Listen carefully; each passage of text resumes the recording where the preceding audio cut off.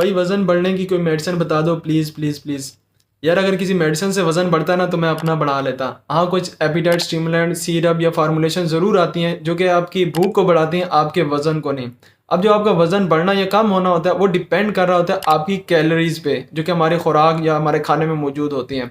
और हर इंसान का according to their BMI index एक मेंटेन कैलोरी लेवल होता है। और जब आप इस कैलोरी लेवल को ज़्यादा करते हैं तो इससे आपका वज़न बढ़ता है। सिंपली कि जब आप खाना ज़्यादा खाते हैं और हेल्दी फूड लेते हैं तो इससे आपका वज़न बढ़ने लग जाता है। इसके लिए आप ये कर सकते हैं कि अपनी डाइट में प्रोटीन इंटेक को ज़्यादा करें, लाइक मटन, चिकन या जो डेयरी प्रोडक्ट्स हैं जैसे अंडे हो गए, दूध हो गया, सी फूड वगैरह। आलू महंगे होते हैं मगर वो ले लें, और लोबिया वगैरह भी यूज़ कर सकते हैं, इससे आपका वज़न बढ़ेगा।